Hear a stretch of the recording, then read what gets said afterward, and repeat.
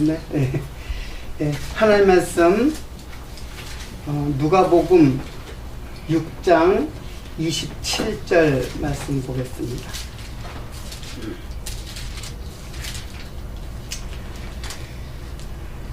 예, 봉독해 드리겠습니다. 그러나 너희 듣는 자에게 내가 이르노니 너희 원수를 사랑하며 너희를 미워한 자를 선대하며 너희를 저주한 자를 위하여 축복하며 너희를 모욕하는 자를 위하여 기도하라. 네 이뺨을 치는 자에게 저 뺨도 돌려대며 네 겉옷을 빼앗는 자에게 속옷도 금하지 말라. 무릇 네게 구하는 자에게 주며 네 것을 가져가는 자에게 다시 달라지 말며 남에게 대접을 받고자 하는 대로 너희도 남을 대접하라. 31절까지 봉독해 드렸습니다.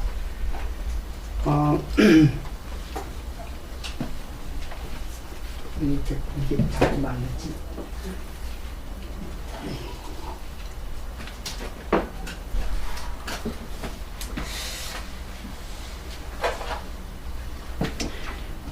자, 누가복음의 이 말씀은 똑같은 말씀이 마태복음의 5장, 6장, 7장에 기록되어 있는 산상수훈의 말씀과 같은 말씀이라고 그랬죠. 사실 이 말씀을 지금 계속해서 5주간, 6주간 이 말씀은 똑같은 말씀을 지금 강론을 하고 있어요.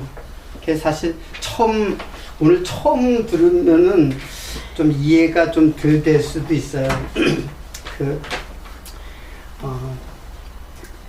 전에 강론했던 것들을 다 같이 듣고 오늘 강론을 좀 같이 들었어야 되는데 보니까 오늘 처음 뵙는 분들이 있어가지고 그러나 최대한 말씀을 이어서 오늘 강론을 하도록 하겠습니다. 지금 이 말씀은 29절에 네 이 뺨을 치는 자에게 저 뺨도 돌려대며 까지 지난주에 공부를 했어요. 그죠? 네. 자, 이 뺨을 치는 자에게 저 뺨도 돌려대며 이 성경 말씀을 안 보면은 오늘 배우기 힘든데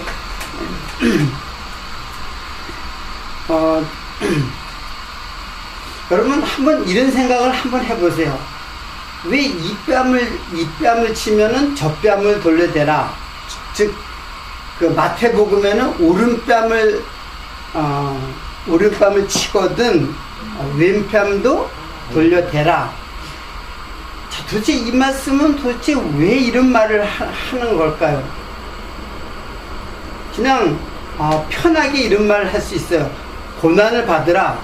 또 다른 서신서에는 그런 말이 나오잖아요. 고난을 받으라. 고난을 받되 항거하지 말고 어떻게 순한 양처럼 모든 고난을 받으라. 이렇게 표현해도 되잖아요. 그런데 이 뺨을 치면 오른뺨을 치면은 왼뺨을 돌려대라. 그리고 내 속옷을 가지고자 하는 자에게 겉옷도 주라. 도대체 이런 말들은 어떻게 이해를 해야 되는가 하는 그런 의문이 우리에게 생기잖아요.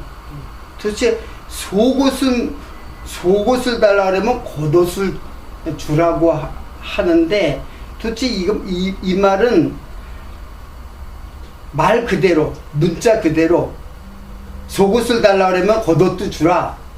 그렇게 이해를 해야 되는 말인가?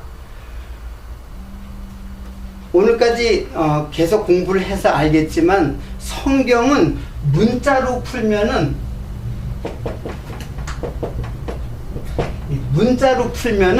자, 문자라는 것은 성경은 구약과 신약으로 되어 있죠. 구약은 뭘로 되어 있어요? 구약은 히브리 말로 되어 있단 말이에요. 그리고 신약은 헬라 말로 돼 있어요. 그 신약이 헬라 말이라는 것은 여러분 헬라는 그리스를 말하는 거예요. 헬라의 철학은 지금 현재까지 모든 대학교의 그 학문의 중심에 그 헬라의 사상이 번져 있어요. 번져 있다기보다는 그것이 헬라의 철학이 현재까지도 그 영향력을 끼치고 있다는 얘기예요. 그러니까 헬라의 철학으로부터 자유로운 학문은 없어요. 이 땅에. 그만큼 헬라의 철학은 세상의 학문이에요. 그렇죠? 자, 헬라. 여기 이 헬라 6세기의 헬라는 굉장히 철학이 발달했거든요. 사실은 어떻게 보면 지금보다도 더 고상한 철학들이 발달한 시대가 바로 헬라 6세기. 그러니까 소크라테스로부터 시작해서 플라톤, 아리스토텔레스라고 하는 거대한 그 철학자들의 계보를 잇는 그 철학이 현대의 그 학문에까지 지대한 영향을 끼치고 있어요. 그래서 여기로부터 자유로운 학문은 없어요. 자, 그러니까 신학이 헬라 말로 돼 있다라고 하는 것은 다분히 이 말이 무슨 용어예요? 거의 철학적 용어예요. 그렇죠? 자, 이거는 제가 설명을 하려고 했던 것을 조금 더 이제 그 기반을 다지는 말인데, 신학은 헬라의 철학적인 말로 돼 있어요. 그런데 성경은 어떤 말이에요? 성경의 말씀은 하나님의 말씀이에요. 하나님의 말씀일 뿐 아니라 하나님의 계시의 말씀이에요. 자, 히브리 말은 그러면 이스라엘 민족의 말이니까는 조금 하나님에게 가까이 계시의 말을 전하기에 가장 가까운 것처럼 느껴지죠. 그러나 히브리 말은 어디서부터 시작되냐면은 애굽의 문자가 상형 문자거든요.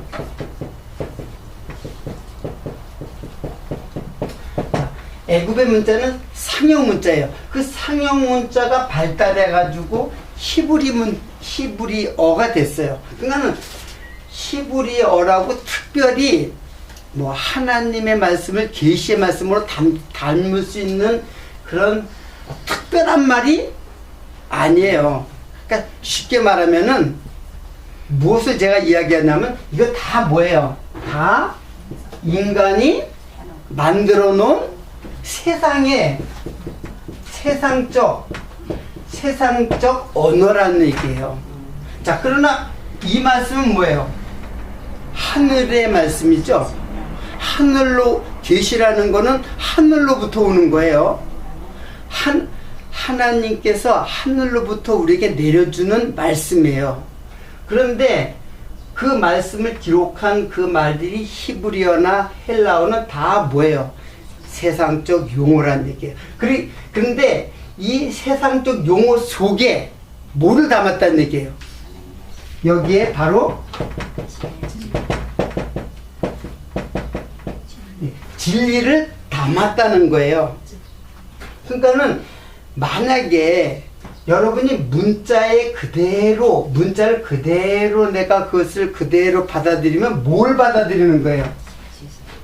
세상적인 말로 받을 수밖에 없는 거예요. 그러나 이 세상적인 말 속에는, 이 세상적인 그 표면에 드러난 말에는 하나님의 진리를 알 수가 없어요. 이 말은, 하나님의 말은 사실 아무도 못 알아듣게 돼 있어요. 원래는 이사야서에 여러분 잘 나타났죠. 그것을, 예? 이사야에서 누가 나를 위해서 나를 위하여 내가 누구를 보내겠냐 라고 하나님께서 말하니까 이사야가 뭐랬어요? 숯불에 입이 찢어지고 죄가 사함을 받은 다음에 내가 여기 있나이다. 나를 보내소서. 그랬어요. 그랬더니 하나님께서 하시는 말이 뭐냐면 너는 가서 이 백성으로 하여금 눈이 감기게 하고 귀가 막히게 하고 마음으로 깨닫지 못하게 해서 이 말씀을 깨닫지 못하게 하라. 아니, 하나님이 누가 나를 위해서 갈고 했으면 보내면 이 하나님의 말씀을 어떻게 돼요? 전파해야 될 거 아니에요. 근데 전파하라 그러는데 뭘 전파하냐면 아무도 못 알아 듣게 하라는 얘기예요. 이게 하나님의 말씀이에요. 자, 하나님이 선지자들로 하여금 주어진 그 말씀을 이스라엘 백성들이 깨달아 알지 못하는 거예요. 잠깐만 끊겠다. 끊겼네. 이거 어떻게 해야 되는데? 어떻게 해야 되나?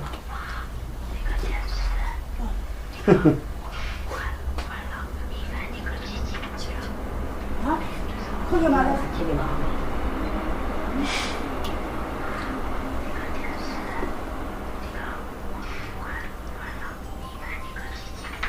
됐나? 됐는 것 같은데. 크게 말해서 괜찮아. 괜찮아. 크게 얘기해요. 여기는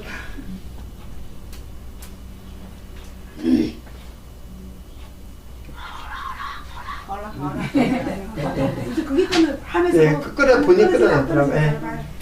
자, 제가 무슨 이야기를 하려고 하냐면은 하나님의 말씀을 문자를 그대로 받아들이면은 그거는 이렇게 결국에는 뭐가 되냐면 율법이 돼버려요.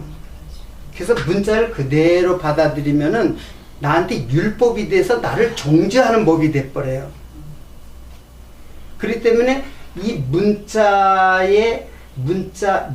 겉에 층이죠. 겉으로 드러난 말씀이에요. 근데 그 속에 뭘 담겨져 있단 말이에요. 하나님의 그 진의가 담겨있어요. 하나님께서 율법을 말씀하시는 원래의 뜻이 담겨져 있어요. 진의. 예? 진의를 이렇게 써야 되나? 뜻의 이게 써야 되는지 모르겠는데. 진의. 하나님의 이거를 알아야 돼요. 이거를 하나님이 내가 말하고자 하는 그 뜻을 알아야 돼요. 그 뜻이 뭐냐면 바로 그게 진리란 말이에요. 그 뜻이 진리를 알아야지. 율법 자체만 알면은 율법 자체를 그걸 문자적으로 이해하고 그것을 그대로 지킨 사람들이 누구예요? 그 유대인들 아니에요. 유대인들 문자를 그대로 율법을 그대로 주어서 그것을 그대로 그것을 열심히 율법을 지키는 사람들 그게 바로 유대인이란 말이에요. 그들이 다 멸망받는단 말이에요. 똑같아요. 지금도 이 문자에서 그냥 진리로 깨닫지 못하면은 어디까지나 세상의 율법에 속해 있단 말이에요. 그 율법 아래에 있는 자들은 어떻게 돼요? 저주 아래에 있는 거예요. 다 율법의 저주 아래. 왜? 지키지 못하는 거기 때문에. 문자를 여러분이 성경에 있는 모든 문자를 그대로 내 행위로다가 율법은 행위를 요구하는 거거든요. 그러면 율법을 갖다가 딱 보는 순간 내가 이렇게 살아야 된다 라고 그 율법을 향해서 가면은 바로 저주 아래 있는 자라 얘기예요. 그러니까 이 말씀은 지금 문자로 볼 수 없는 하나님의 진리를 담고 있는 거예요. 자, 그러니까 이 뺨을 때리거든 다른 뺨을 돌려대라. 오른쪽 뺨을 대거든 왼뺨을 돌려대라. 그 말 그대로 우리들에게 어떻게 해요? 하는 말씀이 아니에요.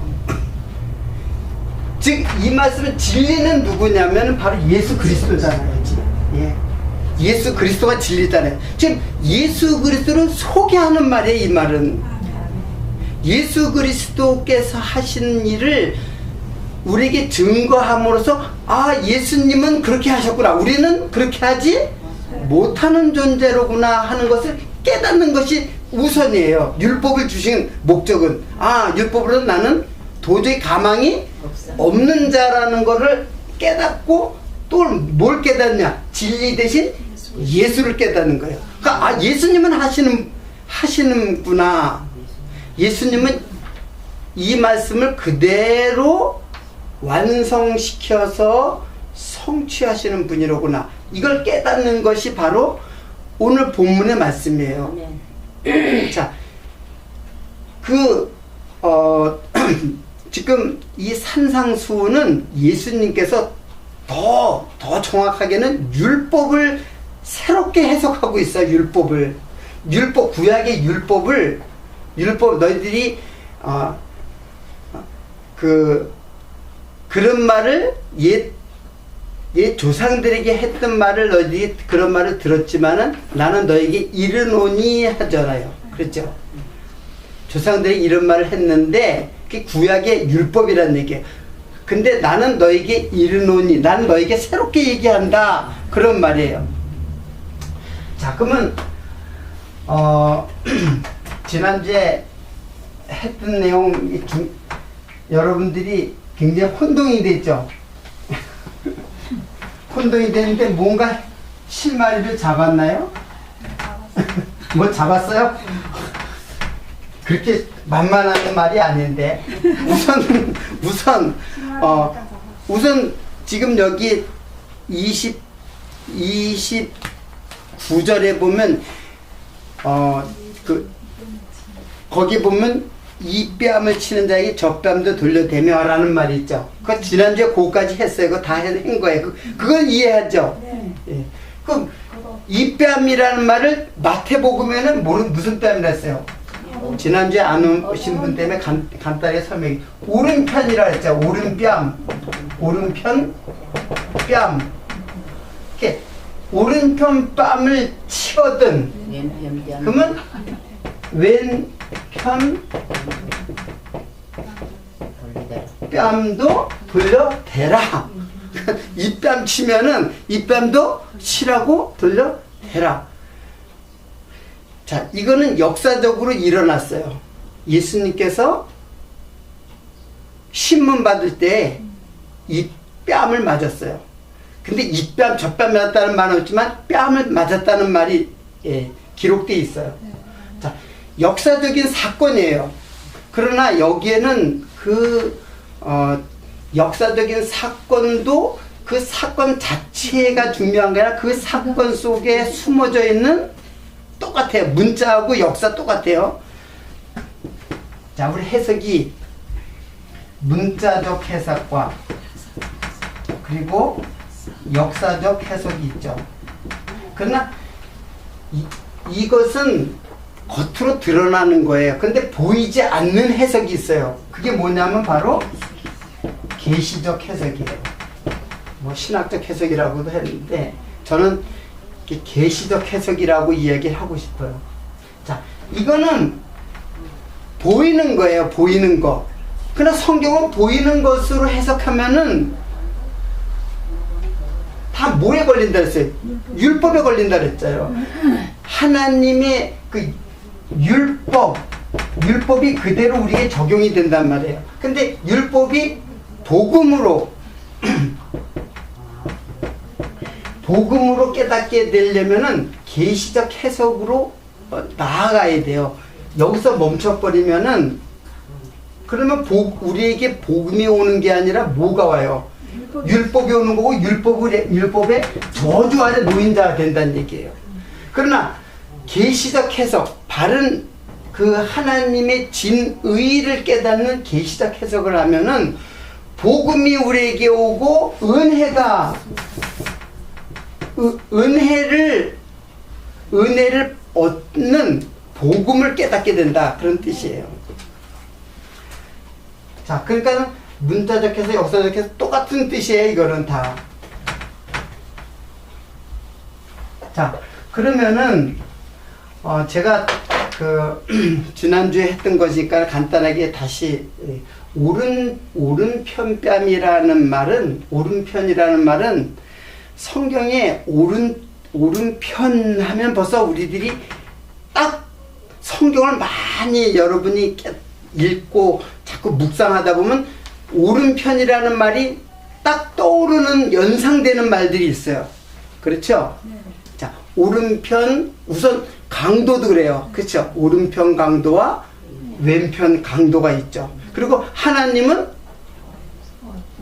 예수 그리스도는 하나님 우편에 앉아 계신다 그랬어요. 그러니까 우편, 오른편이라는 말은 의로 나중에 하나님께서 심판하실 때, 그 백보자 심판, 최후의 심판하실 때 오른편과 왼편으로 양과 염소를 나누죠. 그 양이 어느 편이에요? 오른편이란 말이에요. 양은 어떤 자냐면 의인이 된 자예요. 죄인이지만은 의인이 된 자가 바로 오른편에 있는 자예요. 그러니까 오른편 뺨을 맞는다라는 말은 예수님 자신이 의인이에요. 그렇죠? 예수님 자신은 이 땅에 의인으로 오셨는데 뺨을 맞는 거예요. 뺨을 맞는다는 것은 바로 십자가의 대적의 손에 죽음을 당한다는 것을 갖다 지금 상징적으로 표현되어진 말이에요. 자, 예수님은 누구세요? 예수님은 하나님이에요. 하나님이신데 하나님이 이 땅에 내려온 것만 해도 말할 수 없는 고난과 수치와 수욕이에요.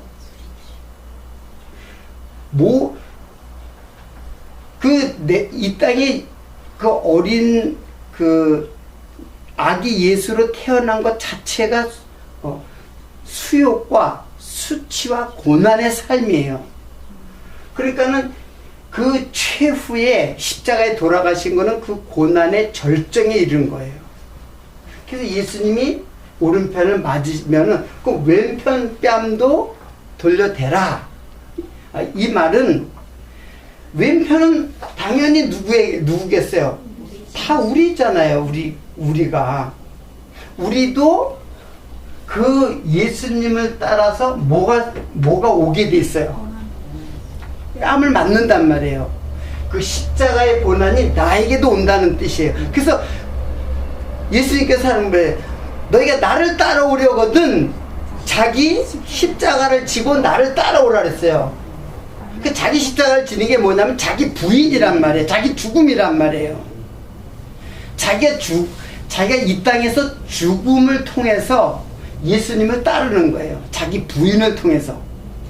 사실은 예수님의 죽으심은 말할 수 없는 그 고난의 그 절정이고 고난의 그걸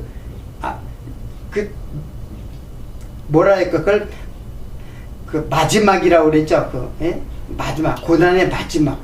이거보다 더 큰 고난은 없어요. 물론 세상에 예수님이 3일 동안 무덤에 갇혔다는 것도 마찬가지고, 3일 동안 무덤에 갇혔는 게 무슨 그게 무슨 죽음이냐? 아니에요. 하나님은 그런데 갇혀있을 뿐이 아니거든요.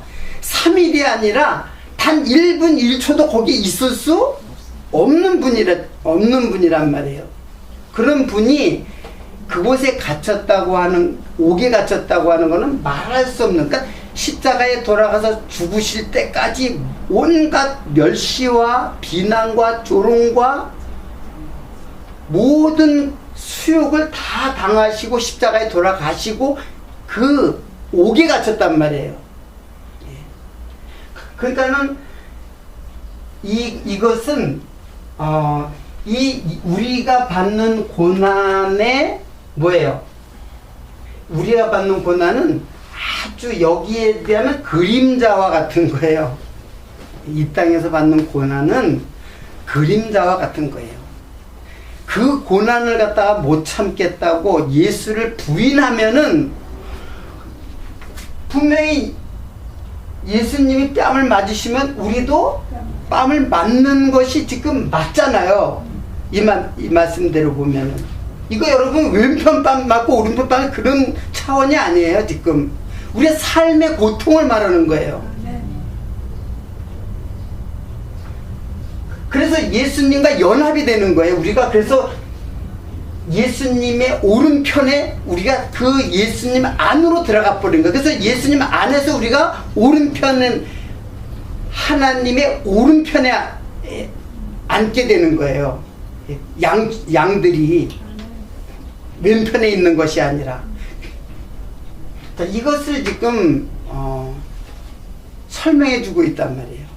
그러니까 누구 설명해 주고 있어요? 우리 보고 이렇게 하라는 얘기는 후속이고 먼저는 누구를 설명해 주고 있어요?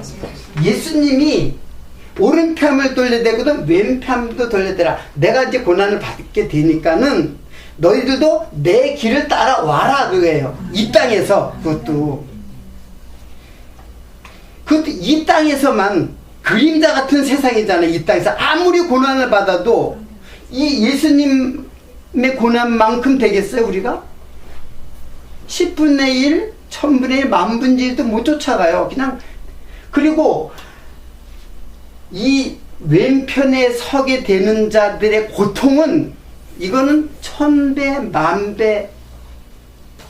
이 땅에서 아무리 고통받는 사람도 지옥의 고통을 감당하고는 차이가 그거는 비교할 수가 없는 거예요. 그래서 그리스도의 뭐라 했어요? 남은 고난이라는 거예요. 그리스도의 남은 고난. 예수님의 고난을 다 받아야 되는데 덜 받아서 남겨놓고 우리 보고 고난 받으라는 그런 의미가 아니에요. 이거는 내가 고난을 다 받았다. 완전하고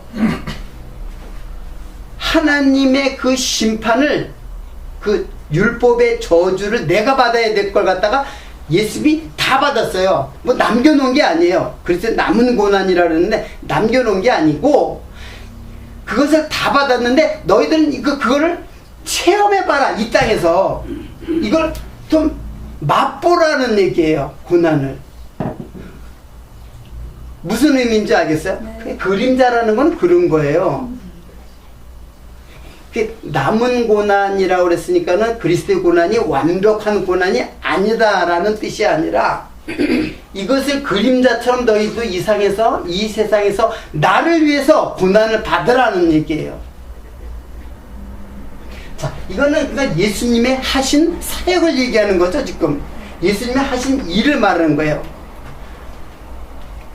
자, 우리는 율법을 받아들이는 게 아니라 예수를 받아들이고, 복음이 바로 예수님이니까 예수님을 깨달아야만 내가 부인이 되면서 그리스도를 향한 삶이 되는 거예요. 왜? 내 삶은 그리스도를 반대하는 삶이기 때문에 그리스도가 내 안에 들어와야만 복음을 깨달아야. 그러니까 복음이 내가 내 안에, 내가 내 안에라는 말은 복음을 깨닫는 것으로 하나가 되는 거예요.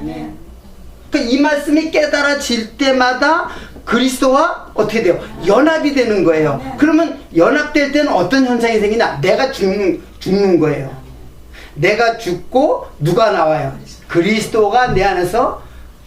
지금은 성령 시대이기 때문에 성령께서 예수의 영이 내 안에서 성령의 열매로 맺혀지는 거예요. 자, 이것이 오른편밤과 왼편밤에 대한 이야기예요. 자, 그러면 자, 오늘 두 번째 얘기는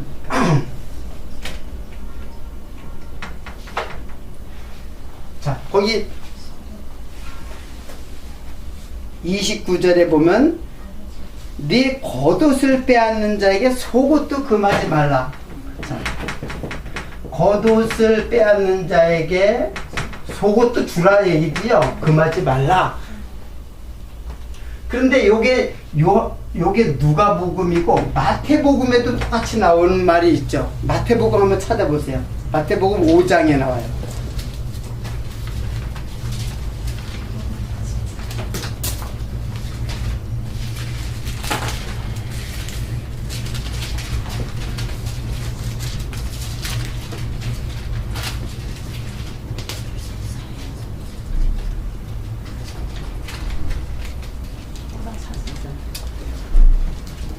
5장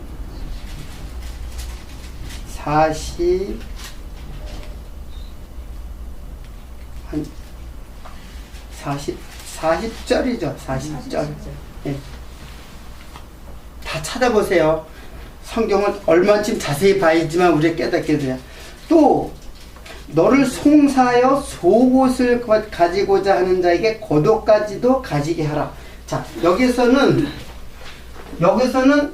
먼저 전제가 있어요. 무슨 자에게?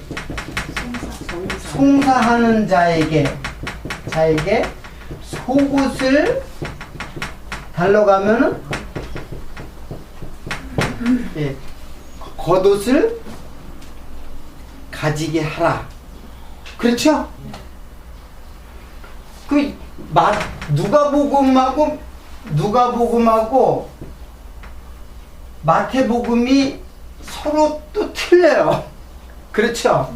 겉옷을 달라고 여기는 속옷도 주라 그랬는데 여기서 속옷을 달라면 겉옷을 주라고 이렇게 틀리게 나왔어요. 여러분 이런 거 발견해 봤어요? 저도 못 발견했는데 강론하려니까 어떻게 해요? 발견할 수밖에 없잖아요. 이게 도대체 무슨 말인가? 그리고 여기는 송사하는 자가 없어요. 여기는 누가 보면 송사하는 자가 없어. 그냥 걷어달라는 속옷을 주라 그랬는데 여기는 송사하는 자에게 속옷을 달라면 겉옷을 줘라. 자, 제가 지난 시간에 속옷 겉옷 얘기를 조금 거의 30번 정도 이야기를 했는데 모르겠다 그래요. 여러분이 모르겠다 해가지고 조금 좀 자세하게 제가 설명을 할게요. 굉장히 조금 이제 이렇게 설명이 이렇게 간단하지가 않아요. 자, 일단은 이 겉옷이라는 것하고 속옷이라는 것이 무엇인지를 이제 알아야 돼요. 그렇죠? 겉옷은 뭐고 속옷은 무엇인가?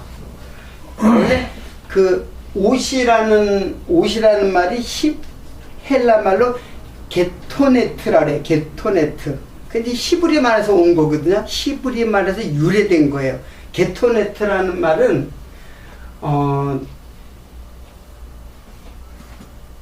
뜻은 뭐냐면은 가리워주다라는 뜻이에요. 가리워주다. 입히게 하라. 그런 뜻이에요.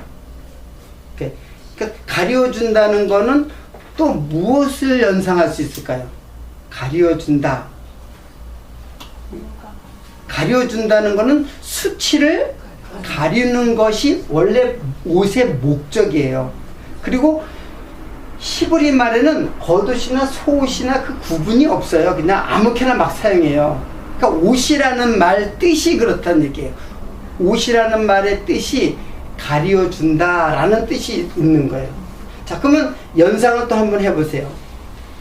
자, 여러분들 제가 이렇게 연상을 한다고 그러니까는 성경을 내가 마음대로 푼다고 그렇게 생각하면 안 돼요. 왜 그러냐면 성경에 분명한 근거가 있어요. 근거를 확보해야지 그냥 내 마음대로 상상해가지고 성경을 풀어내면 그거 뭐예요? 그 사사로이 성경을 푸는 거죠. 그러면 안 되는 거죠. 자기의 상상 능력을 동원해서 풀면은. 그러나 제가 저번 시간에 여기 쭉 몇 가지 성경 주제를 다 줘요. 그게 옷에 대한 이야기예요. 근데 그 옷이라는 게 성경에는 그리스도로 옷 입었느니라. 그 옷이라는 게 그냥 이것을 말하는 게 아니에요. 이거는 다 상징한단 말이에요. 무엇을 상징하는 거예요.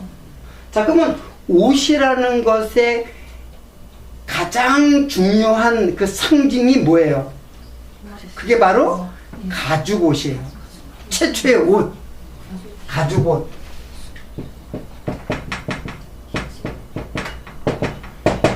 자, 가죽옷을 우리가 또 알기 위해서는 왜 하나님이 아담과 하와에게 가죽옷을 입혀주었는가? 가죽옷을 왜 입혀줬는가? 창세기로 돌아가 보면 알겠죠? 예, 가죽옷이 왜 입혀졌는가를 이제 그 창세기에 보면 알아요. 제가 창세기 이야기를 다시 이제 설명을 하면, 옷을 주게 된 것을 설명하면은, 아담과 하와가 하나님이 먹지 말라고 한 뭘 먹었어요? 선악과를 따 먹었어요. 따 먹고 나니까는 어떻게 해요? 자기 몸에 부끄러움을 느꼈어요. 그러면 그전에는 부끄러움이 전혀 문제가 되지 않았어요. 전혀 부끄러워하지 않았단 말이에요. 그런데 그걸 따먹는 순간 자기의 벗은 것을 부끄러워하기, 그 눈이 밝아져서 자기의 벗은 것을 부끄러워하기 시작한 거란 말이에요. 그래서 하나님이 아담아 불렀어요. 아담아 부르니까는 내가 어디 있느냐? 그래서 내가 어디 있느냐 그랬더니 아담이 하나님이 하나님이 두렵다는 거는 부끄럽다는 하고 똑같은 의미예요. 두려워서 내가 숨었나이다 그랬어요.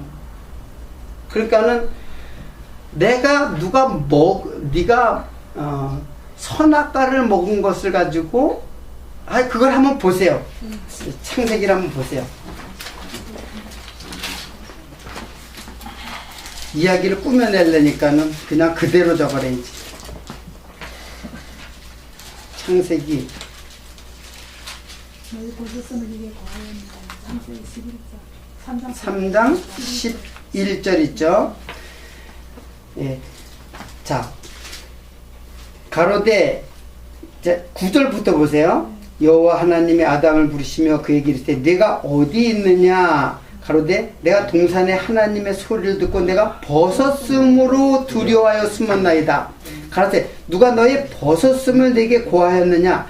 내가 너더러 먹지 말라고 한 그 실과를 내가 먹었느냐? 자, 지금 아담을 부르는데 그 아담의 대답이 하나님의 소리를 듣고 내가 벗었으므로 두려워하여 숨었나이다.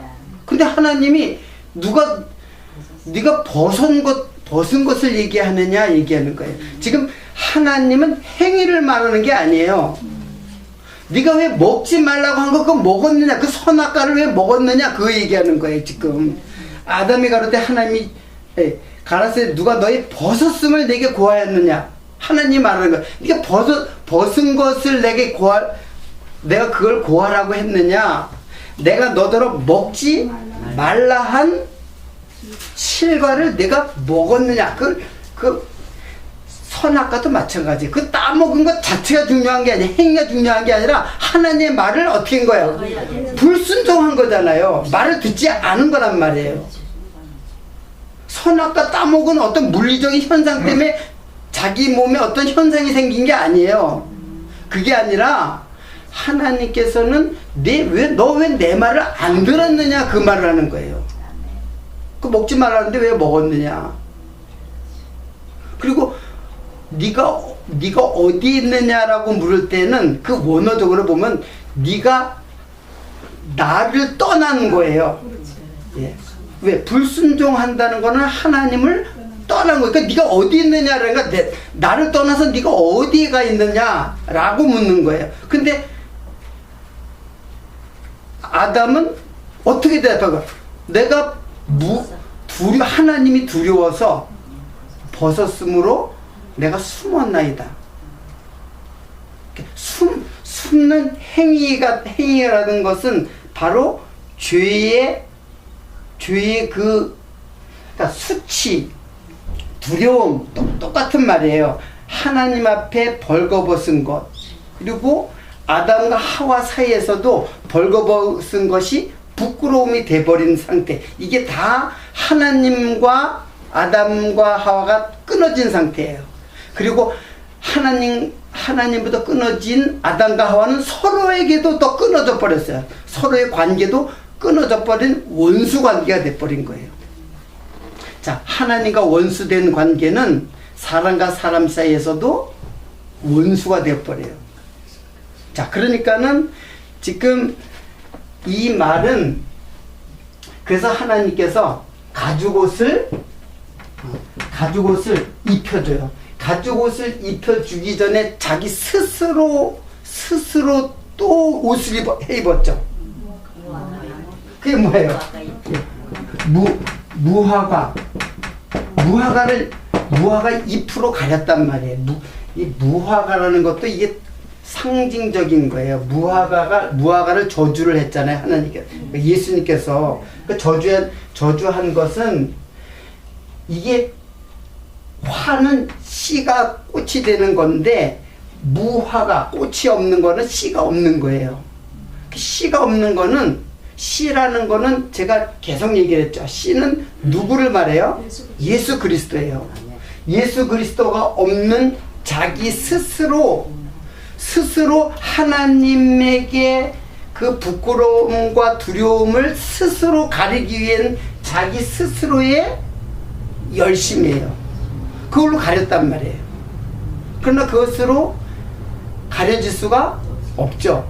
인간의 법이라든가 제도라든가 문화, 문명, 과학 이런 것으로 인간은 끊임없이 자기 무화과를 만드는 거예요. 인간의 구원을 위해서 끊임없이 자기의 문화 문명을 이룩하는 것이 바로 무화과예요. 그게. 그러나 그것으로는 죄가 용서될 수가 없죠. 오직 예수 그리스도의 십자가의 피로 우리가 죄 용서를 받게 되는 거예요. 그 죄 용서 받게 한다는 것을 창세기에 예수님이 십자가에 돌아가실 것을 이미 가죽옷을 통해서 말씀해 주고 있는 거예요. 언약해 주는 거예요. 그러니까 가죽옷을 입혀 주셨다는 것은 예수님을 너희들에게 보내주겠다. 그가 피 흘려 죽을 것이다. 이걸 미리 약속하는 거예요. 그러니까 가죽이라는 말은 이 가죽이 사실 옷의 역할을 하는 거예요. 가죽이. 그렇죠. 가죽 옷이라는 건 가죽하고 옷이 같은 거잖아요. 가죽이 뭐예요? 짐승의 피가 희생돼야지만 가죽이 나올 수 있잖아요. 예? 짐승은 그냥 입을 수 있어요? 짐승이 가죽으로 돼야 되잖아요. 그러려면 피가 흘려져야 된단 말이에요. 피가 흘려져야 피 흘림이 없은즉 사함이 없느니라. 그래서 가죽 옷을 입는 거예요. 자, 가죽이 옷이라는 것은 또 어디에서 나오냐면은 성전을 덮는 것이 가죽이에요. 예. 성전을 다 이렇게 덮는데 그게 이제 가죽이에요. 사실 그 성전은 율법이에요. 율법이란 말이에요. 구약의 율법을 상징하는 율법의 모든 제사가 그 성전에서 이루어지잖아요. 그러니까 성전은 율법을 말하는 거, 율법은 뭘로 덮여야 돼요? 가죽으로 덮여야 돼요.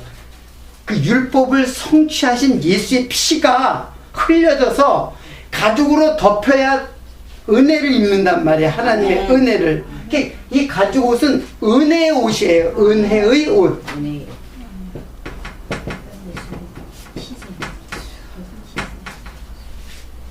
자, 일단 옷이라는 게 그런 거예요. 그런데 이것은 사실은 이 두 가지가 다 다른 의미를 갖고 있어요. 사실은 다른 의미를 갖고 있어요. 간단하게 오늘은 여러분들이 너무 어려울 것 같아서 간단하게 이제 그 결론 부분으로 빨리 갈게요.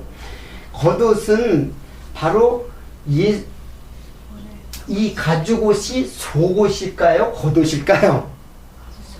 겉옷이죠. 그렇죠. 겉옷이죠. 그 스코필드에 보면 여기는 겉옷이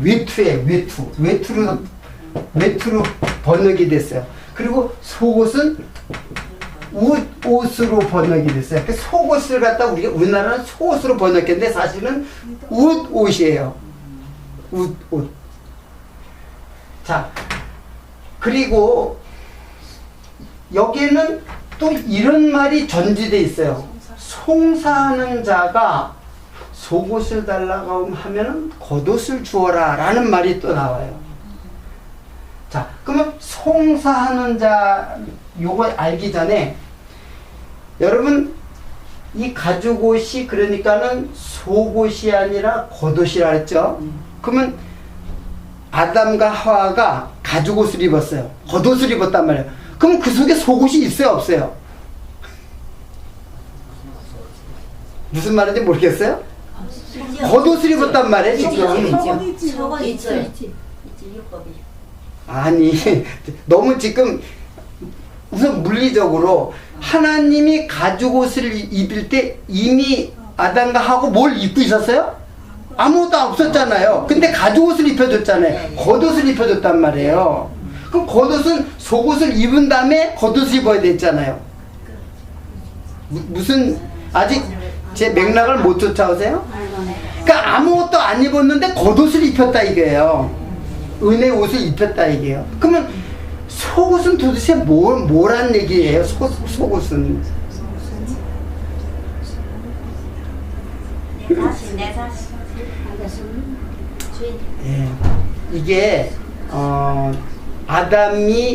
아담과 하와가 하나님의 지음받은 옷이 바로 속옷이에요. 이 내 몸. 그러니까 몸이 속옷이에요. 속옷에 겉옷을 입힌 거예요. 너무 비약하니까 여러분들이 이제 자꾸 이해 이제 좀 저런데 자꾸 이 말씀이 왜 그런가를 왜 가죽옷을 입었는데 그러면 가죽옷이 겉옷이란 말이에요. 은혜의 옷, 겉옷. 이 겉옷은 은혜의 옷이라는 건 계속해서 나와요. 다른 데서도 많이 나와요. 너희가 덧입었다라고 하잖아요. 덧입었다는 것은 입힌 상태에서 또 뭘 입히는 걸 말하는 거예요. 그러니까 죄의 몸이 은혜의 옷으로 덧입는 거죠. 이렇게 덧입는다 그러는 거야. 이 죄의 몸을 갖다 내가 씻어서 깨끗해지는 게 아니라 덧입혀야 돼요. 은혜로 덧입혀야지만 그 죄가 가리워지는 거예요.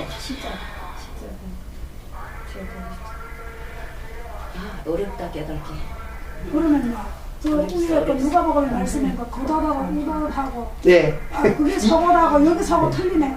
예. 틀린 게 아니고 이제 아니요. 봤어요. 우선 이게 틀린 거죠. 이 순서가 틀린 거죠. 옷은 똑같아요. 이것이 이것이고 이것이 이것인데. 그것도 몸이네. 자, 그러면 송사하는 자라는 게 나와요. 송사하는 자. 자, 송사하는 자는 이게 바로 송사하는 자예요. 한번 찾아봐요.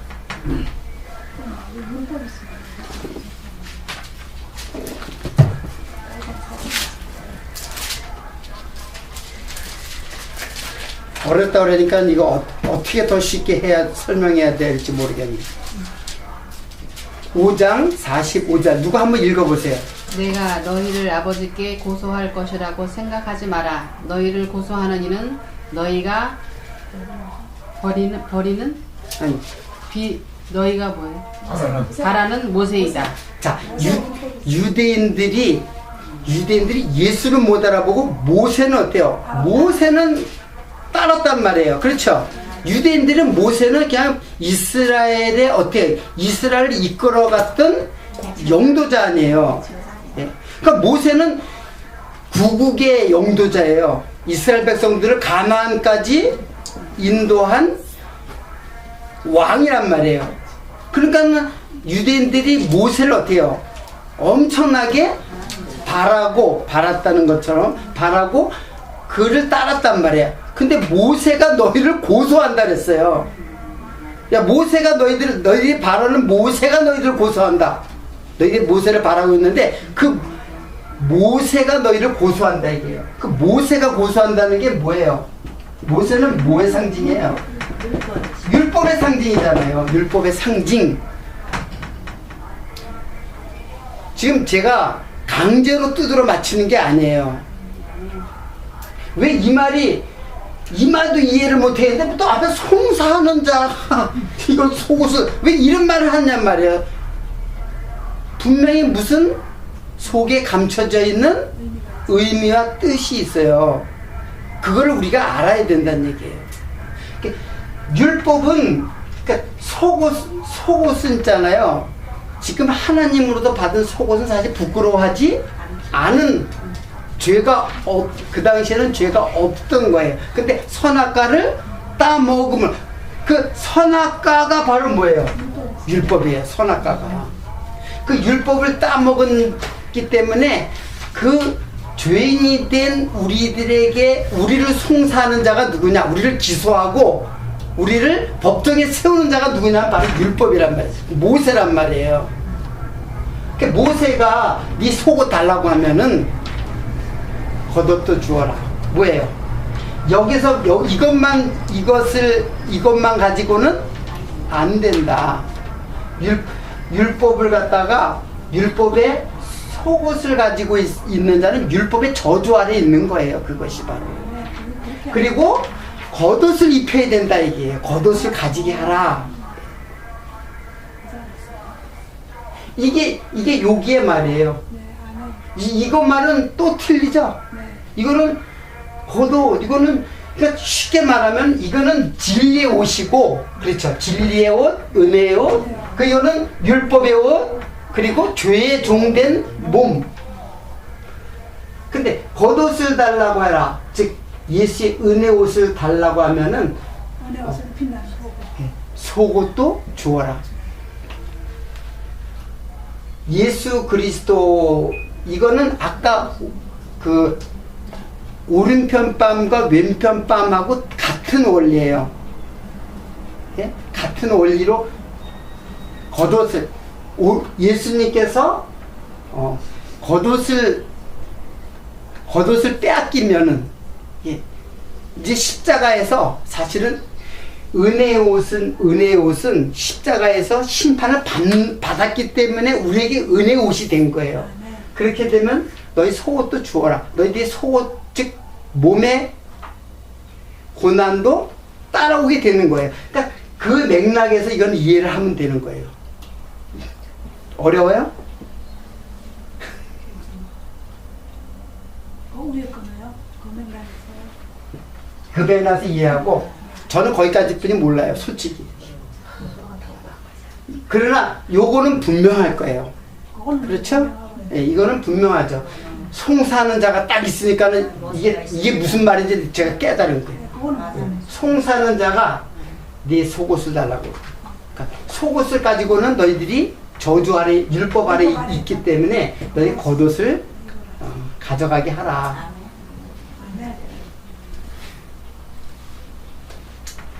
너무 어렵다 그러니까 나만 뻘쭘하네요. 이해를 못한다니까. 자, 근데 여러분 좀 제가 이제 그 근거를 댈게요. 고린도후서 5장 1절 한번 보세요.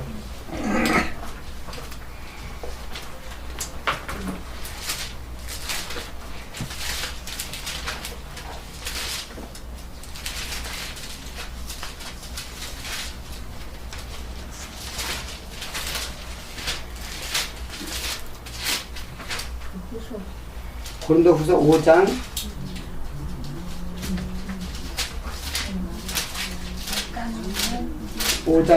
1절. 자, 한번 읽어보세요. 우리 장막집이 무너지면 하나님께서 지으신 집 곧 손으로 지은 것이 아니요 하늘에 있는 영원한 집이 우리에게 있는 줄 아노라. 자, 우리의 장막집이 무너지면, 자, 여기 장막집이라 했어요. 장막집이 있고 하나님의 영원한 집이 있죠. 여기 하나님 지으신 집, 손으로 짓지 아니하고 하늘에는 영원한 집이 우리에게 있는 집. 하나님의 집. 자, 집이라는 말이 사실은 이게 구약에 이게 뭐냐면은 성전이죠. 성전. 그리고 장막집이라고 하는 것은 만일 땅에 있는 우리의 장막집, 땅에 있는 우리의 장막집. 그래서 이걸 우리가 그런 말 있잖아요. 육체의 장막이라 그랬잖아요. 이 장막을 벗어나면 우리가 죽는다는 걸 의미하잖아요. 몸이 죽는 걸 갖다 육체의 장막이 벗어난다 그랬잖아요. 그럼 요단강 건너가는 거잖아요. 그거 알죠? 그러니까 장막집이라는 게 바로 이게 몸이에요. 몸. 근데 또 이런 말이 있어요. 너희 몸은 성령이 거하는 전인 줄 알지 못하느냐. 네. 다 일일이 찾지 않아도 여러분이 그 성경구절 알죠. 그러니까 이게 지금 성전이란 말이에요. 구약의 성전인데 그게 하나님의 집이에요. 성전이 성령이 거하는 전인 줄 알지 못해. 뭐가? 너희 몸이, 마음이 아니라 너희 몸이 성령이 거하는 전인 줄 알지 못하느냐. 그러니까 지금 이게 지금 신약에 와서는 성령이 거하는 집이에요. 이게 뭐냐면 우리 집이, 예? 그걸 구약에서는 성전으로 상징되어진 모형이란 말이에요. 이게 모형. 이 성전은 뭐야? 하나님의 집의 모형 아니에요. 예? 그런데 지금 바울은 뭐라 그러냐면 우리 장막집이 무너지면, 이 장막집이 무너지면 뭐예요? 육체의 죽음으로 죽음을 말하는 거잖아요. 우리 몸이 죽으면은 하나님의 영원한 집이 선다. 그러니까 여러분들 몸이라는 것, 집이라는 말로도 지금 하죠. 옷이라는 말로도 저거 하고, 이 모든 것은 다 상징물이에요. 다 상징물. 정말은 그 상징이 아닌 실체는 뭐냐면 하나님 자신이에요. 하나님 자신 속으로 우리가 들어가고 성전. 그러니까 우리는 이걸 갖다가 자꾸 장소적으로 이해를 해요. 하나님 안에 통치 속으로 들어가는 것이 바로 하나님의 나라의 하나님의 집이고, 옷도 마찬가지예요. 우리가 이 옷을 벗으면 하나님 통치 속으로 들어가는 거예요. 하나님이 다스리는 하나님의 나라 속으로 들어가 버리는 거예요. 그러니까 이걸 갖다가 우리들의 수준에서 이해하도록 계시를 갖다가 옷과 집, 장막 이런 말로다가 어떻게 하고 있어요? 우리들이 이해할 수 있는 말로, 상징적인 말로다 이것을 그 상징의 말로다가 사용한 거예요. 그러니까 실체는 뭐냐? 실체는 그 예수 그리스도 안이 되는 거예요. 그리스도 안, 하나님의 집, 하나님의 집도 예수님 그리스도 안. 그래서 천국이 지금 여러분들은 장소적으로 자꾸 생각하고 있기 때문에 그런 거예요. 그럼 내가 죽으면은 천국에 간다 이렇게 생각하죠. 천국은 이미 우리들의 마음속에 와 있다고도 하잖아요. 하나님이 어떻게 내 마음속에 들어와요? 하나님은 엄청난 그 하나님이 어떻게 내 마음속에 들어와요? 그걸 어떻게 이해를 하냔 말이에요. 내가 그리스도 안에, 그리스도가 내 안에. 내가 그리스도 안에 들어가는 건 이해하는데 그리스도가 내 안에 들어온다 그러는 거예요 또. 그러니까 이거는 뭐냐면 완전한 연합 속에서 통치를 말하는 거예요. 하나님의 통치가 내 안에서 지금도 이끌어가는 거예요. 통치. 성령이 나를 이끌어가는 그 통치. 그게 통치거든요. 하나님의 나라가 여러분에게 임했기 때문에 성령이 나를 통치해가는 거예요. 그래서 통치해가면 뭐가 열매를 맺히게 돼요? 성령의 열매가 맺히는 거죠. 내가 그러니까 통치를 받는다는 거는 그리스도의 종이 됐다는 얘기예요. 예? 사단의 말을 들으면 사단의 종이 되는 거고, 그리스도의 종이 된 거는 그리스도 안에 통치의 통치 안으로 들어가는 거예요. 그리스도의 종. 그걸 진정한 자유라고 하는 거예요. 종이 아니라 그게. 지난주에 그 자유가 도대체 뭐냐 이야기를 했죠. 세상의 자유는 마음대로 하는 게 자유인데 성경에서 자유는 그리스도의 통치 안에 들어오는 게 자유예요. 그래서 내 마음도 그리스도의 뜻과 일치가 되니까는 자유로우면서 종이 되는 거예요. 그게 무슨 뜻인 줄 알겠어요? 내가 그리스도의 뜻을 따르는데 종으로 따르는 게 아니에요. 하기 싫은데 너 이것이 종을 갖다 시킬 때 하기 싫은데, 종이 하기 싫은데 강제로 억지로 하는 그런 종이 아니고, 마음이 딱 일치가 되었을 때 그리스도의 말씀은 내게 어떻게 해요? 송이꿀보다 달죠. 그 말은 기쁜 거예요. 그 기쁨은 누리는 사람밖에는 몰라요. 그래서 바울은 고난이 내게 유익이라. 고난이 꿀송이보다 달다는 얘기예요. 그걸 세상 사람들은 이해를 못하죠. 못 알아들으니까는 다 못 알아들으라고 이렇게 성경에 쓰여진 거예요. 다 성경은 알아듣게 들으라고 쓰여진 게 아니에요. 못 알아들으라고 쓰여진 거예요. 근데 못 알아듣는데 왜 여러분과 나는 알아들어 이거를? 그게 뭐예요? 그게 은혜의 옷을 입혀주었기 때문에 알아듣는 거예요. 아멘. 못 알아듣는 거예요. 은혜의 옷이 입혀지지 않은 자는 알아듣는 것이 불가능해요. 천국 가기가 불가능하다는 뜻이에요. 그게.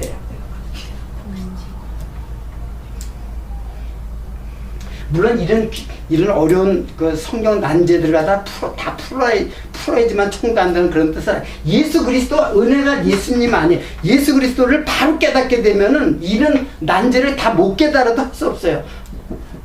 그 다 깨달아야지만 가능하다는 그런 뜻도 아니에요. 성경은 전체가 예수 그리스도니까는 그 성경 그대 하나만 잡고도 예수님 따라가는 거예요. 아멘. 다른 모든 것도 다 예수님 그리스도니까는.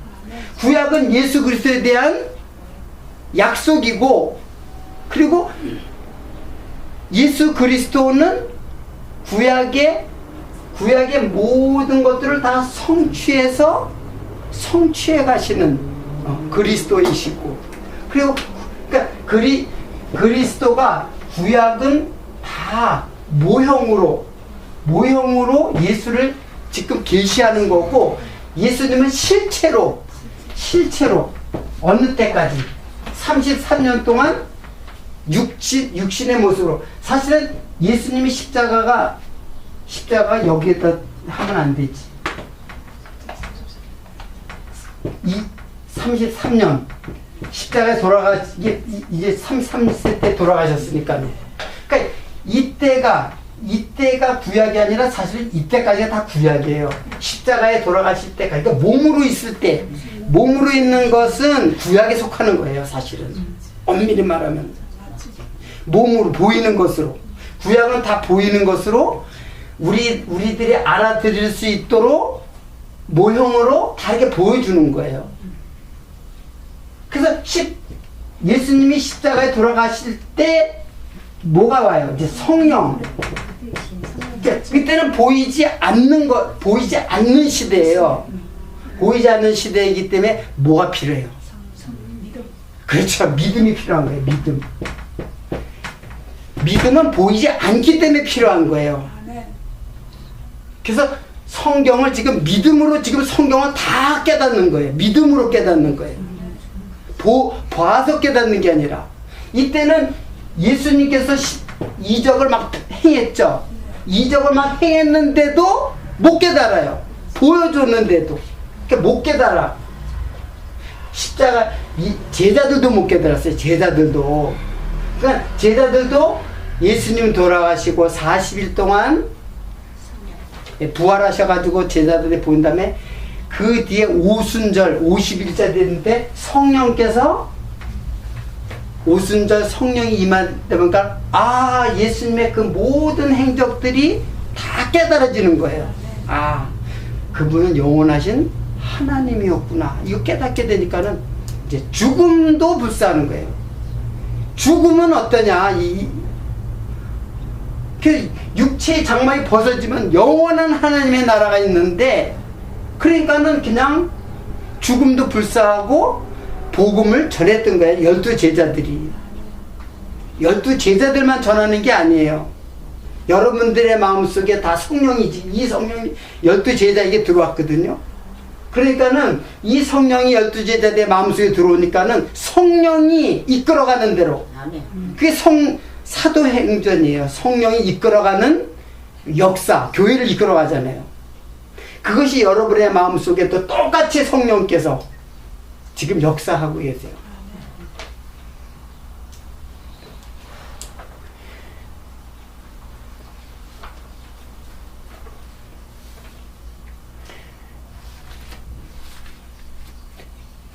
다시 누가복음으로 가볼까요?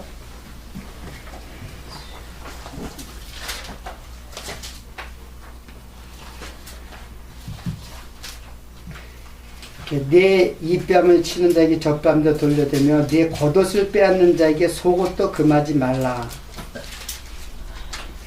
그래서 예수님께서 십자가에 돌아가실 때에 군병들이 옷을 어떻게 했냐면은 네 깃으로 나눠 가졌어요. 그거 아시죠? 한번 읽어볼까? 어디에 나오나? 이게 요한복음 19장에 나오나?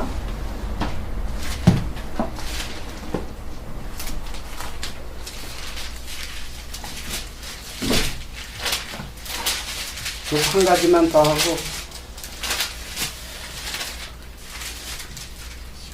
23절. 자, 군병들이 예수를 십자가에 못 박고 그의 옷을 취하여 네 깃에 나눠 갖고 한 깃씩 얻고 속옷을 취하니 이 속옷은 호지 아니하고 위로부터 통으로 짠 것이라. 군병들이 서로 말하되 이것을 찢지 말고 누가 얻나 제비 뽑자 하니 이것은 성경에 저희가 내 옷을 나누고 내 옷을 제비 뽑나이다 한 것을 응하게 하려 함이라. 군병들이 이런 일을 하고 라고 나왔죠. 자, 예수님의 그 겉옷을 네 깃으로, 겉옷은 네 깃으로 하고 속옷은 제비 뽑았죠. 왜? 이게 통으로 짰으니까는 통으로 짰다는 말이 바로 위로부터 짰다는 뜻이에요. 위로부터 통으로 그냥 짰다는 얘기예요. 섞이지 않고 합성물이 아니고 그냥 통으로 짰다 그런 뜻이에요. 자, 근데 이건 제비 뽑고 이것은 겉옷은 이것은 지금 그 웃옷이라고 속옷이라고 이제 그 번역은 됐는데 사실은 웃옷이에요. 웃옷 위에 옷 이렇게 위로부터 안옷땡이라는 위로부터라는 뜻이에요. 자, 근데 겉옷을 이게 은혜 옷 아니에요, 그죠? 네? 은혜로 덮어주는 옷인데 이걸 네 깃으로 누가 나눠 가져요? 군병들이. 여러분, 군병들은 바로 교회를 말하는 거예요. 군사, 이 교회예요. 성경은 계속 군병을 우리가 그래서 너희가 전신갑주를 군인이 뭐예요? 싸우기 위해서 전신갑주를 입으라 그랬죠. 군병들이기 때문에 복음의 갑주를 다 입으라.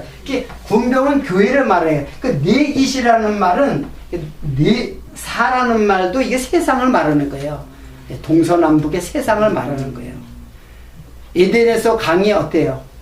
강이 4개가 흐르죠? 세상으로 흘러가는 은혜의 강이에요, 그것도. 생수가. 그러니까 세상에 하나님의 은혜가 교회에게 세상으로 흘러 들어갈 것. 요 깃이라는 말이 뭐냐면은 이게 분깃이란 말 있죠. 나누어준 몫이란 뜻이에요. 나누어준 부분이란 뜻이에요. 그리고 이 깃이라는 말이 아담의 갈비뼈도 깃이라고 그 원어에 보면은 원어와 같아요, 그게. 그러니까는 다 우리들이 뭐예요? 그리스도의 한 부분, 깃의 한 부분이라 얘기해요. 한 부분. 그것을 갖다가 군병들이 왜 그걸 갖다 취해요? 그 다 상징이라는 말이에요. 여러분, 에스겔 골짜기에서 뼈다구들이 다 모아가지고 생기가 되고 다 사람이 된 다음에 뭐가 됐어요? 그게 군대라고 그랬잖아요. 군대.